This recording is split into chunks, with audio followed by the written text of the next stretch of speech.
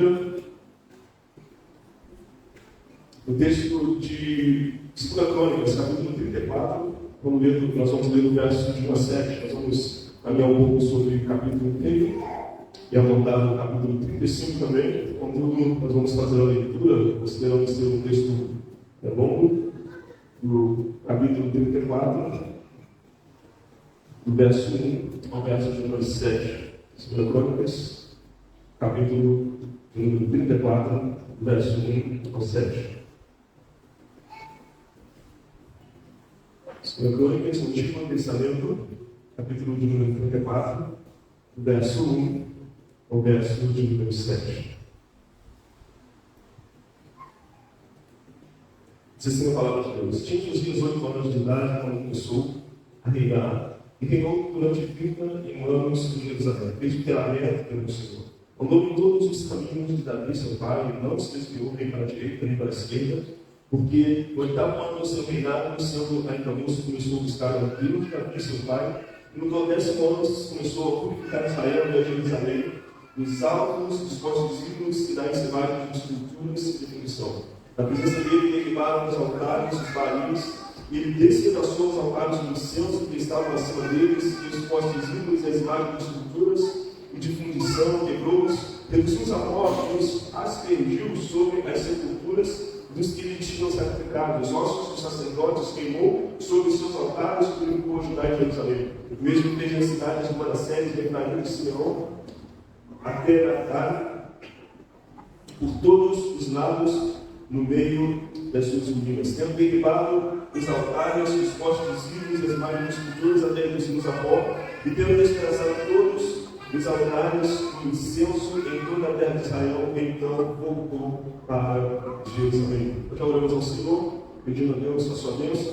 O nosso desejo é que Deus, assim como o nosso irmão orou, que Deus nos abençoe através da sua palavra, todos sejamos identificados pela palavra do Senhor. Estamos nos aproximando de uma das datas mais importantes do cristianismo, a Reforma Protestante. Esse ano comemoramos 506 anos de Reforma Protestante.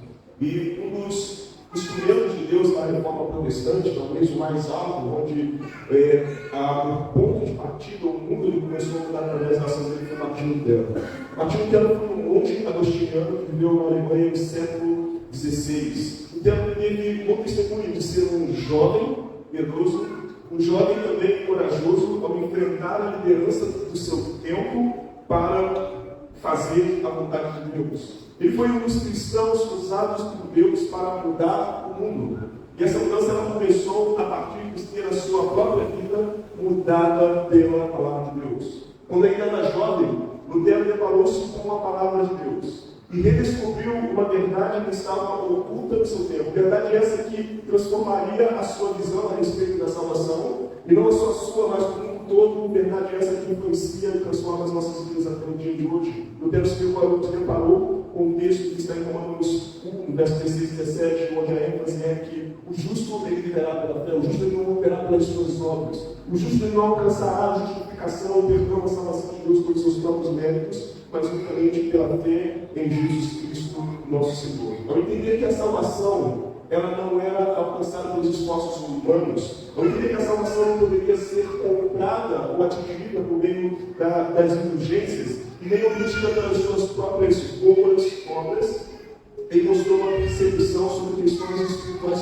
fundamentais da fé e da salvação, uma percepção superior, mais profunda à percepção e aos interesses da igreja oficial dos seus dias, a igreja apostólica romana do século XVI. Foi no dia 17 de outubro de 1517 que ele afixou na abadia de Wittenberg suas 95 teses contra as indulgências e contra os demais erros da igreja oficial que estava afastada da palavra de Deus. É importante ressaltar que a intenção de Lutero não era estragar a igreja, não era se rebelar contra a liderança dos seus dias, não era fazer algo que era da sua vontade. Não, a motivação de Lutero era mostrar para os líderes daqueles dias, para os seus co-liderança da igreja, e trazer a igreja novamente de volta às Escrituras.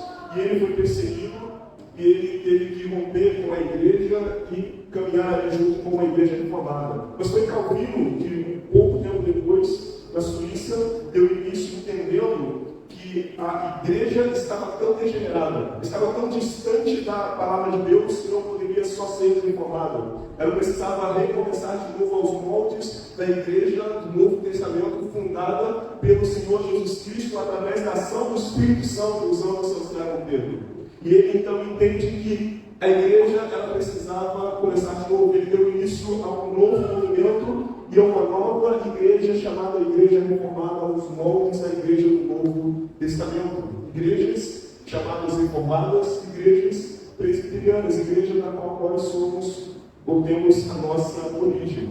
Nós somos chamados presbiterianos, seguindo o princípio de governo bíblico que é de presbíteros, seguindo o princípio de autoridade bíblica, que são somente as Escrituras, seguindo o princípio de fé para a salvação, ou de meio para a salvação, que é somente a fé, seguindo o princípio da autoridade da igreja, aquele que salvou a igreja, ou seja, a nossa salvação é somente por meio de Jesus Cristo, seguindo o princípio ensinado nas Escrituras de que o único padrão de fé e prática, ou seja, o único padrão daquilo que eu devo crer e da maneira como eu devo conduzir a minha vida e a minha meditação é somente as Escrituras. Somente pela fé o homem pode ser justificado. Somente Cristo é o cabeça do Senhor da igreja, o Redentor, o único mediador entre os homens. Somente as Escrituras são fontes de autoridade que dirigem e inspiram a nossa fé e também que dirigem a nossa vida, a nossa maneira de viver.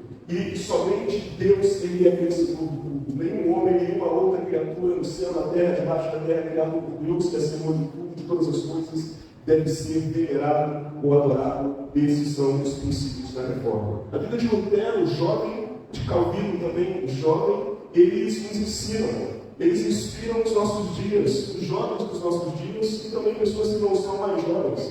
E elas apontam para a vida de um homem piedoso também que promoveu uma reforma nos seus dias, cujo nome é Josias. Os livros de 1º e 2º Crônicas originalmente foram escritos em um só volume, por um desconhecido denominado o cronista. Esses dois livros, como hoje conhecemos, são registros de acontecimentos ocorridos durante os anos 427, que abrange 19 reis de Judá. Foram escritos para lembrar ao povo de Deus que havia retornado do cativeiro babilônico as promessas de Deus, os propósitos da sua aliança, a fim de encorajá-los a serem fiéis na adoração e no serviço a Deus. Para entendermos um pouco desse texto que nós lemos e que nós vamos tirar algumas lições deles, é preciso nós olharmos um pouquinho para trás e vermos o contexto desse texto.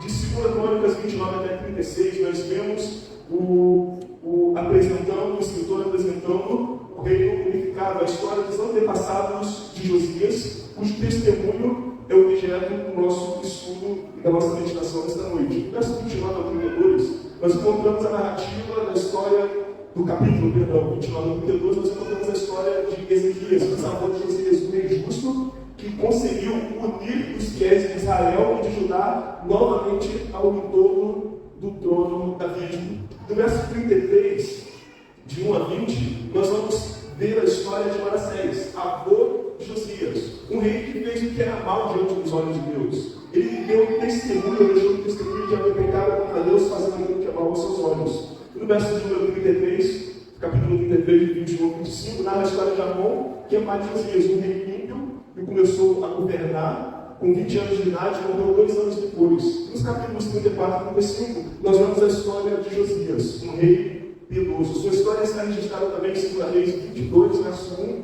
a 23, 30. Josias fez o que é reto perante Deus, como seu pai e seu antepassado, Davi, rei de Israel. A sua história pode ser dividida em 5 partes. A primeira parte, do capítulo 34, 2 a 7, ele elimina os cultos pagãos em Jerusalém, Judá e Israel. Do verso 8 a 28, ele repara o templo e descobre novamente o livro da lei. Do verso 29 ao 33, nós vemos que ele renova, a partir do momento que ele encontra a aliança com o Senhor, juntamente com o seu povo. No capítulo 35, de 19, ele celebra uma Páscoa como nenhum rei antes dele e nem depois dele celebrou. E do capítulo 35, do verso 20 a 27, ele dá a morte prematura de Josias, rei de Judá. O cronista encerra o livro mostrando que a mão de Deus estava com Josias. E ele ordena ao seu povo o retorno do cativeiro e reedifica a casa de Jerusalém. Desde o reinado de Acaz, pai de Ezequias, Judá enfrentou diversas crises como vassalo da Síria.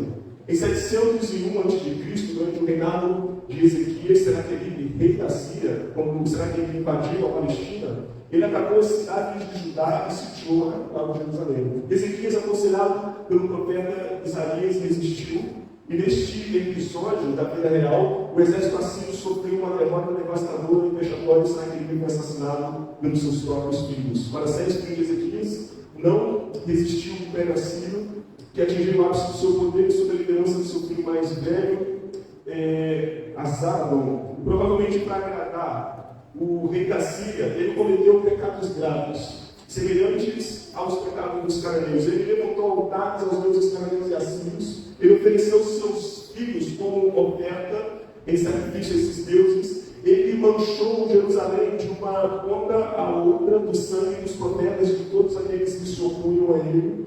Isso levantou sobre ele a ira do Senhor. Manassés foi levado ao cativeiro, aqui ele se arrependeu, ele começa a desfazer aquilo que ele começou a fazer, mas ele morre antes de fazer a obra dele de retorno, de arrependimento. Seu filho, como assume o seu lugar, ele faz o que é mal diante dos olhos do Senhor, ele retifica as obras que seu pai começou a destruir após ele se arrepender, contudo ele é morto. E Josias, então, ele nasce com essa história familiar triste, mas isso não o impediu de se colocar diante de Deus. Isso não o levou a viver uma vida amargurada, nem mesmo a seguir o caminho de seu pai e avô, mas fez com que ele, a sua confiança em Deus e busca a Deus, fez com que ele promovesse uma reforma no reino e fosse considerado um homem que deixou o bom testemunho. A narrativa da história de Josias é um testemunho de piedade. Piedade que Deus ele procura dos homens através dos quais ele deseja promover transformação no mundo. Deus deseja ainda transformar o mundo. Deus deseja reformar igrejas que estão distante do Senhor. Deus deseja transformar a sociedade. E Deus transforma e faz esta obra através de homens e mulheres transformados pelo encontro com a palavra de Deus, assim como Josias. A história de Josias é um testemunho de piedade, e a piedade de Josias, ela se revelou na busca a Deus e na purificação da idolatria em Jerusalém, Judá e Israel. O tema da nossa mensagem de hoje é a piedade de Josias, o reformador de Judá e Israel. E o objetivo do nosso sermão desta noite, da mensagem desta noite, é que Deus encoraje você, sobretudo você que é jovem, a você desenvolver uma vida de piedade diante de Deus. E não só você que é jovem, nós temos crianças aqui. Quem de vocês tem 8 anos aqui? 8 anos, então presta bem atenção, porque nós vamos começar a mensagem de hoje falando de Josias quando ele tinha 8 anos. O que Josias começou a fazer, que vocês crianças precisam e podem imitar nos dias que desejam ser homens, mulheres usados pelo Senhor.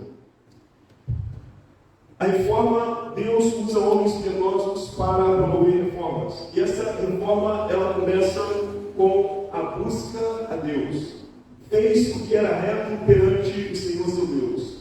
Andou diante de todos o caminho de Davi, seu pai, não se desviou nem para a direita nem para a esquerda, porque no 8º ano do seu reinado, seu rei da moço começou a buscar o Deus de Davi, seu pai. Depois de apresentar um breve resumo da história de Josias, no verso 1 e 2, o cronista ele registra algumas atitudes deste jovem rei de Judá. E a primeira delas foi a busca de Josias pelo Senhor. O texto ele destaca que Josias ele começou a buscar a Deus.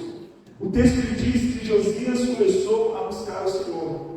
Não são poucos os jovens na tentativa de preencher os seus vazios afetivos provocados por problemas relacionados à família, principalmente, sobretudo, a falta de conhecimento e de temor de Deus. Não são poucos os jovens que começam a andar por caminhos que parecem corretos, mas que acabam levando para estradas de destruição e morte. Esse não é o caso de Josias. O texto nos diz que mesmo sendo jovem, mesmo tendo um histórico familiar turbulento, Josias, ele buscou ao Senhor. Ele buscou imitar o exemplo dos nobres de Jerusalém. Ele buscou fazer aquilo que era agradável ao Senhor.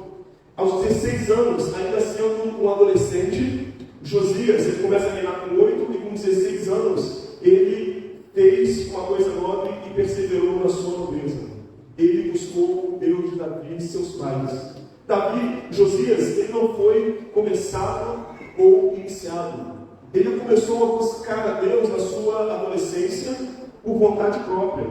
Uma outra tradução para esta passagem é que Josias, ele fez começar. Ele começou como se estivesse introduzindo uma novidade. Um tempo onde ninguém buscava o Senhor. Num histórico onde o rei anterior, seu pai, estava fazendo aquilo que é ímpio. Como que agindo para libertar-se da obrigação de agir como o seu antepassado e começar a fazer aquilo que é diferente.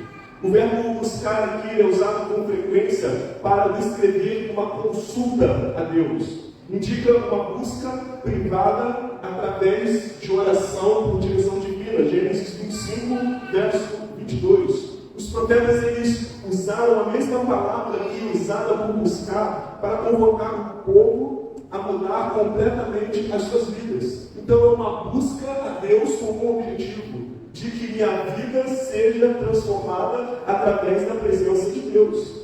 E ele buscou a Deus durante 4 anos. Ele começou com 16 anos e perseverou até os seus 20 anos, quando ele então começa uma reforma. A busca de Josias, ela foi uma busca que tinha um alvo, ele buscou o Senhor. A busca de Josias, ela também foi uma busca objetiva. Ela tinha um objeto direto. Ele tinha um alvo único, que é o Deus de Davi, seu antepassado. Josias está buscando aqui não um Deus, não o Deus desconhecido como os atenienses, mas ele está buscando o Deus de Davi, o único Deus verdadeiro, conhecido também com o nome próprio de Elohim, o Criador dos céus e da terra, o Deus de Israel, o Deus dos exércitos, o Deus Salvador, aquele que havia feito uma aliança com Davi, seu antepassado, porque Deus havia prometido um futuro específico para o povo da aliança. A pessoa aqui lá no Salmo de número 89, versos número 3 e 4. Salmo 89, versos número 3 e 4.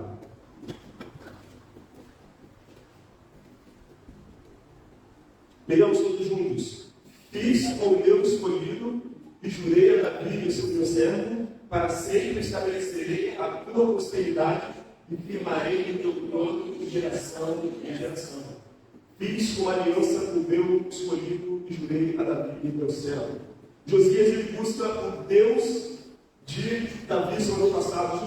Josias buscou uma finalidade específica: adorar perante o Deus da aliança, o Deus que fez aliança com Davi. E quando um homem busca a Deus de todo o coração, Jeremias, profeta, Mateus também, Jesus, citando Mateus, ele diz que Deus, ele se deixa encontrar. Quando nós dispomos o nosso coração para buscar a Deus, Deus, ele se deixa encontrar por nós e se torna recompensador, galardoador daquele que o busca com fé. Embora esta passagem não revele a natureza da busca de Josias, o texto bíblico nos mostra que, mesmo sendo um adolescente inexperiente, ele se comprometeu com um tipo de busca que conduziu a sua vida a uma atitude de piedade.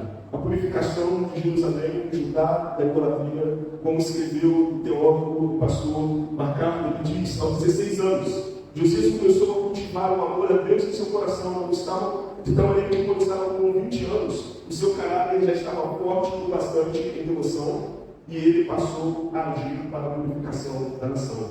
A verdadeira piedade, a verdadeira vida que busca agradar a Deus, uma busca sincera a Deus, ela sempre é dinâmica, ela sempre tem uma iniciativa, ela continua perseverante e ela cresce até se tornar um dia perfeito. Ela começa com uma pequena tenda aberta por uma chapa na madeira e com o tempo é capaz de derrubar uma árvore robusta e forte. Ela começa com um pequeno corte numa árvore e com o tempo ela é capaz de derrubar uma árvore robusta e forte. Ela também é como a primeira luz do amanhecer, que brilha cada vez mais até o dia pleno clarear. Pode começar tímida, anônima, com ninguém vendo, escondida lá no oculto do seu quarto, como um aluno aqui da escola me procurou certo dia, e ele estava sentado ali atrás, ele me procurou e ele falou: tio, eu vi um acampamento e eu ouvi a palavra de Deus, eu fui impactado por aquela palavra, e agora eu pego minha Bíblia e leio todos os dias, e no recreio agora eu faço parte do recreio lendo a minha Bíblia com os meus colegas. E os meus colegas ficam lá na nota lendo a Bíblia. Eu quero falar de Jesus, eu quero ler a palavra de Deus. A busca de Deus ela pode começar tímida, mas ela sempre se torna explícita. É impossível manter escondida. Ela é como uma cidade edificada, o fruto dela é como uma cidade edificada sobre a montanha, como uma lâmpada colocada num pedestal que ilumina toda a casa. A busca por Deus ela é ordenada no Antigo Testamento. E a história do povo da aliança, narrada em 2 Crônicas, é avaliada sob esta perspectiva. Capítulo 22, verso 19, diz assim: dispõe, pois, agora o coração e a alma para buscares ao Senhor vosso Deus. A busca a Deus também é uma ordenança no Novo Testamento. Foi o Senhor Jesus Cristo que exortou e encorajou os seus discípulos a não viverem ansiosos, mas viverem na prática e no dever de buscar o Senhor. Buscai, pois, em primeiro lugar o seu reino e a sua justiça, e todas essas coisas vos serão acrescentadas. Mateus capítulo 6, verso 33. A busca de Deus, portanto, deve ter a primazia na vida do cristão. O cristão que ele deseja ter a sua vida transformada. O cristão que ele deseja ser útil no lugar onde Deus te plantou. Lá na sua escola, na sua vizinhança, no seu trabalho, na igreja, ele precisa dispor tempo para buscar o Senhor. Ele precisa dispor tempo para popular a sua mente, para encher o seu coração com o ensino da palavra de Deus. O cristão que ele deseja transformar-se ou ser transformado, ele precisa renovar a sua mente com as Escrituras. E ele precisa gastar tempo orando ao Senhor. Tempo dedicando-se ao ensino, ao conhecimento das Escrituras. Nenhum homem que Deus usou para transformar o mundo foi um homem que não foi afetado pela palavra de Deus. Todos eles foram transformados, impactados, mudados pela palavra de Deus.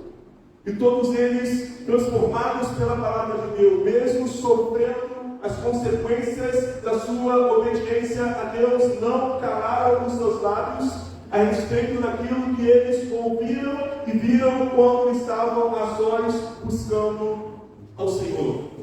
A piedade de Josias, ela revela que a busca a Deus, ela sempre nos conduz a uma ação. Sempre nos conduz a uma ação. Primeiro, há uma mudança no meu coração. E uma mudança que sempre vai produzir uma ação. A segunda parte do nosso sermão, nós vimos que uma pessoa que ela deseja reformar o seu tempo, ser um instrumento de Deus, ela começa buscando a Deus. Um reformador, uma pessoa piedosa, ela nasce a partir do momento, ou ela se desenvolve e se fortalece a partir do momento que ela busca a Deus. A segunda coisa que nós vemos é que a piedade de Josias, o reformador de Judá e de Jerusalém, ela conduziu ele a uma ação, a purificação da idolatria em Jerusalém, Judá e Israel. No 10º ano, começou a purificar Judá e a Jerusalém dos altos, dos postes ídolos e das imagens de esculturas de fundição. Na presença dele, derribaram os altares dos barins Ele despedaçou os altares do incenso que estavam acima dele, os postes ídolos, as imagens de estrutura de fundição, quebrou-os, reduziu os altares, aspergiu sobre as sepulturas dos filhos que tinham sacrificado. Os ossos dos sacerdotes queimou sobre os seus altares e purificou a Judá e a Jerusalém. O mesmo fez nas cidades de Manassés, Efraim e de Simeão, até Naftali, por todos os lados, no meio das suas ruínas. Tendo derribado os altares, os postes ídolos, as imagens das esculturas até reduzidos a pó, e tendo despedaçado todos os altares de incenso em toda a terra de Israel, então voltou para Jerusalém. O jovem rei de Judá teve duas importantes atitudes no início do seu ministério real. A primeira delas foi buscar Deus. Foi a busca pessoal ao Senhor, Deus de Davi, seu antepassado. Josias começou a buscar o Deus de Davi, mas sua história não parou neste ponto.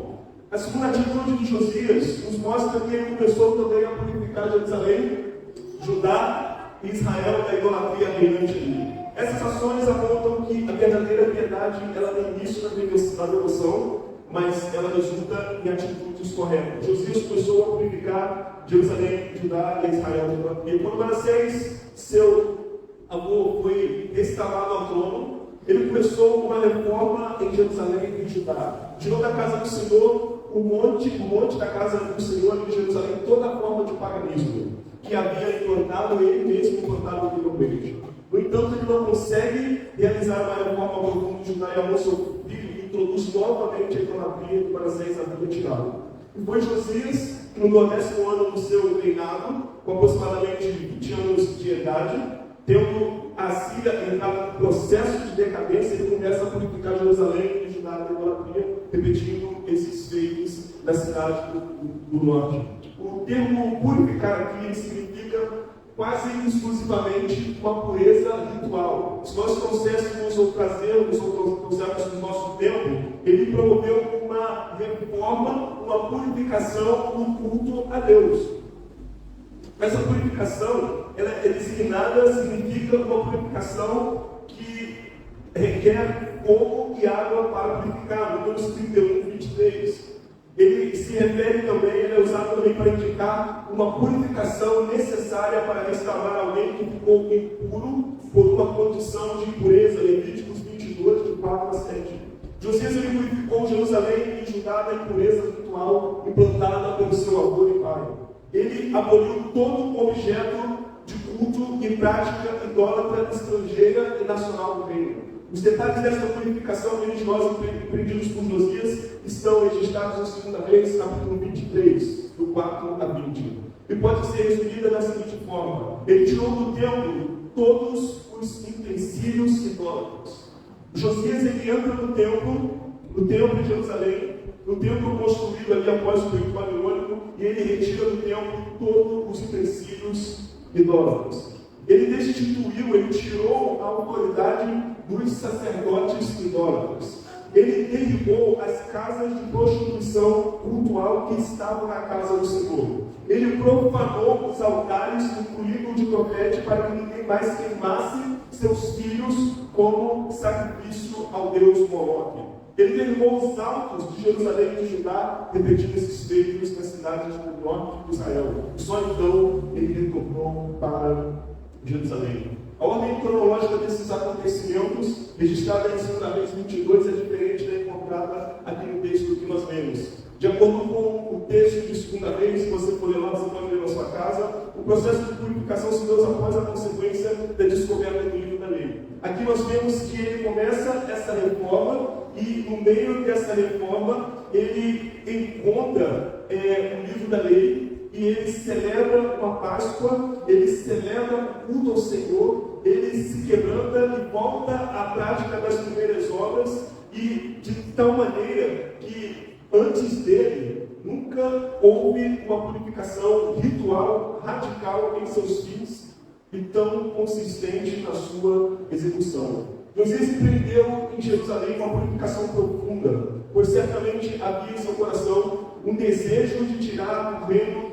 toda referência às divindades da Assíria, por se constituir uma humilhação nacional, por se constituir uma ofensa ao Deus Criador dos céus e da terra, ao Deus de Davi, com quem o povo tinha uma aliança. Por esse dúvida, o propósito supremo desta purificação, empreendida por ele, era a santidade e o caráter do Deus Santo. Deus exige santificação e santidade do seu povo, com quem estabeleceu uma aliança eterna. Deus, ele exige uma santidade que ela vai além de uma aparência externa, mas que ela é uma atitude de um coração que está diante constantemente de um Deus que é santo e que exige do seu povo santidade. Sede santos, porque eu também sou santo. Essa purificação, ela surge da consciência de que somente Deus, ele torna a santidade eficaz. A purificação é um ensino bíblico atemporal. A purificação ela não é um ensino bíblico somente para os tempos de Josias, mas para todos os tempos. 1 Pedro, verso de número 15, capítulo 1, verso 14 e 15, diz: como filhos da obediência, não vos amoldeis as paixões que tinhais anteriormente na vossa ignorância, pelo contrário, segundo aquele que vos chamou, tornai-vos santos também vós mesmos em todo o vosso procedimento. Como nós podemos concluir este sermão de hoje e que implicações podemos tirar para as nossas vidas? Josias, ele foi um rei piedoso, e Deus usou Josias para promover uma reforma nos seus dias. Josias, ele foi o rei mais piedoso da sua época. Josias, ele foi o rei mais piedoso de Judá. Sua piedade se revelou na busca a Deus, mas também na purificação que ele empreendeu. Mas suas demonstrações de devoção a Deus continuaram. Josias ordenou a restauração do templo, ele encontra o livro, ele leva o povo a se arrepender dos seus pecados, ou seja, das suas práticas cultuais durante todo o tempo em que o livro estava perdido. Josias, ele se humilhou e renovou a aliança de obediência a Deus. Josias, ele celebrou a maior celebração da Páscoa jamais vista nem antes dele e nem depois dele. E a história de Josias, ela termina de maneira trágica. Ele morreu jovem ainda numa batalha em Egito, em decorrência de ferimentos causados por um peixeiro do rei Neco. No entanto, ele teve testemunho de ser o rei mais piedoso antes dele, como diz 2 Reis, capítulo 23, 25. Antes dele, não houve rei que lhe fosse semelhante, que se convertesse ao Senhor de todo o seu coração, de toda a sua alma, de todas as suas forças, segundo toda a lei de Moisés. E depois dele, nunca se levantou outro igual. Diante desse testemunho de piedade de Josias, o conselho de Deus para mim e para você é que nós desembaracemos de todo o peso e do pecado que tenazmente nos assedia. E que nós, eu e você, dispomos o nosso coração para buscar o Senhor. Deus, ele nos trouxe aqui esta noite para nos encorajar a buscar o Senhor. Deus deseja que, se você ainda não busca ao Senhor, você comece a buscar a Deus através da leitura e do estudo sério das Escrituras Sagradas. Deus, ele trouxe você aqui nesta noite para te encorajar, para que, se você não busca a Deus através de uma vida de oração, você discipline a sua vida para buscar a Deus através de uma vida de oração.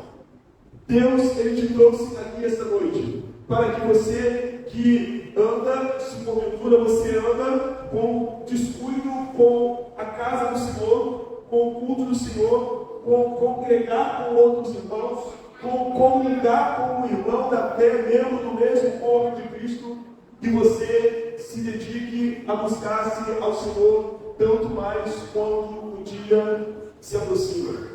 Josias era homem semelhante a nós. Era adolescente igual vocês adolescentes. Ele começou a reinar com 8 anos igual vocês crianças. Ele se tornou jovem e promoveu uma reforma igual vocês que são jovens. Josias não era o homem mais capaz, ou mais santo, ou mais justificado, ou mais salvo, ou mais impecável do que eu e você. E se Deus usou Josias, Deus também pode mudar o nosso tempo, a nossa cidade, através de nós dispormos o nosso coração e todo o nosso coração para buscar o Senhor. Não se engane, meu irmão, Deus não vai promover nenhuma mudança no nosso tempo através de um obreiro que na visão de muitos, ele é pago para fazer isso. Deus ele vai transformar os nossos dias através de pessoas que se dedicam. Lutero era um estudante de filosofia ou direito, não, Calvino era do direito. Lutero ele foi para o mosteiro, depois que caiu no raio, ele fez a promessa, fez uma padre lá. Ele era um estudante, Calvino era. Simon Tom era um jovem estudante antes de vir para o Brasil. Jonathan Edwards, um dos maiores intelectuais dos Estados Unidos até hoje, todas as suas obras são consideradas. Um jovem também comum que tinha sua profissão era um estadista. Queridos, Deus pode usar vocês, Deus quer usar vocês. São José tem quase 800 mil pessoas. E muitas dessas pessoas não conhecem o Evangelho de Jesus Cristo. São José tem muitas pessoas que estão com seus olhos tapados, como em todo o Vale do Paraíba, seguindo, como diz lá no Salmo 105, a deuses que são mudos, que têm olhos, mas não veem, que têm olhos, mas não apalpam, não podem salvá-los, que têm pés que não podem se mover em socorro daquele que busca. E nós conhecemos o Deus de Israel. Nós conhecemos o Filho de Davi, que é Jesus Cristo. E Deus não vai enviar um anjo para promover uma reforma, uma transformação na nossa cidade, no nosso tempo. Deus ele vai usar a igreja que Ele colocou aqui. E Deus ele pode e deseja usar você. E se você deseja ser usado por Deus, você precisa começar a buscar a Deus. Em oração, em leitura e estudo da palavra. Até que sua vida esteja encharcada com a palavra de Deus. Até que sua vida ela transborde da palavra de Deus. Até que o sofrimento por causa de Cristo ele se torne coisa um pouco menor. Eu não posso me deixar de falar. Vocês podem me entender, podem bater. Vocês podem me proibir de falar de Cristo, mas eu não posso deixar de falar daquilo que eu tenho visto, que eu quero ouvir. Eu não posso deixar de falar do Evangelho, do poder de Deus, poder de Deus para a salvação daquele que creu. Curva sua cabeça nessa hora. Eu queria que você colocasse a sua vida diante do Senhor. Você conhece o seu coração. Você conhece o tempo que você tem dedicado a Deus, na busca ao Senhor. Você conhece o tempo que você tem dedicado à oração.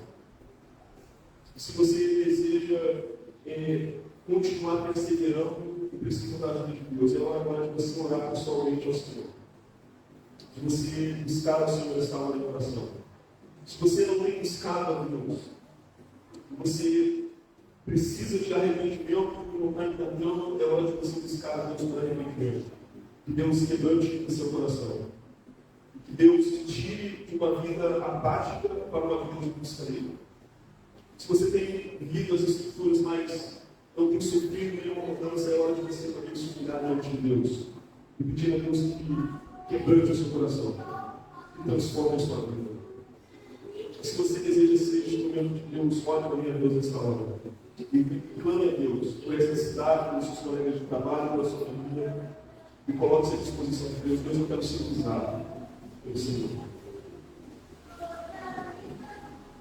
São os Deus, o Senhor nos sonda e nos conhece, Deus. O Senhor sabe, ó Deus, o que há dentro de nós. Nós não podemos nos esconder do Senhor. Nós podemos nos esconder uns dos outros. Mas o Senhor nos vê o nosso último, Deus. E por isso nós nos humilhamos diante da tua presença e clamamos a ti, ó Deus. Que o Senhor, pela tua misericórdia, quebrante o nosso coração, Deus. Que o Senhor nos quebrante no nosso último, Deus. Que o Senhor nos conduza a verdadeiro arrependimento da nossa vida antipática, Deus, apática, da nossa vida de diferença para com o teu Evangelho, para com a grande salvação que somos do Jesus Cristo. Deus, o Senhor nos colocou aqui, ó Deus, para buscarmos ao Senhor. O Senhor nos tirou das trevas não para vivermos relaxados, mas para dedicarmos a nossa vida ao Senhor. Em estudo da palavra, diligente, em oração, doméstico, ó Deus. E nós confessamos que o nosso tempo dedicado ao Senhor não é tanto como ao celular, ao nosso trabalho, aos estudos, ao descanso, ao lazer, tantas outras coisas que o Senhor nos deu para nosso benefício, nós temos usado como líder, ó Deus. Quebrando o nosso coração. E enche-nos de sede pelo Senhor, Deus. Enche-nos de fome pela Tua palavra. Conduz-nos, ó Deus, a uma busca sincera pelo Senhor. Até nos encontrarmos contigo. Até a nossa vida ser totalmente mudada, ó Deus, pelo Senhor. Até, ó Deus, nos arrependermos das nossas más obras. Até, ó Deus, colocarmos a nossa própria vida em disposição para servi-lo na Tua casa e fora dela, ó Deus. Ó Deus, ouve a nossa oração, ó Deus. Venha ao nosso encontro, ó Deus. E reforma as nossas vidas, para que sejamos instrumento nas Tuas mãos, para reformar, ó Deus, aqueles a quem o Senhor desejar. Seja com esta igreja, seja com cada um dos irmãos, seja com aqueles que estão enfermos, ó Deus, seja com o pastor e com toda a sua família, seja, ó Deus, com os irmãos nossos que congregam em igrejas que são fiéis ao Senhor nessa cidade, ó Deus. Dá-nos uma semana abençoada na Tua presença. Em nome de nosso Senhor Jesus Cristo, nós oramos. Amém, Senhor.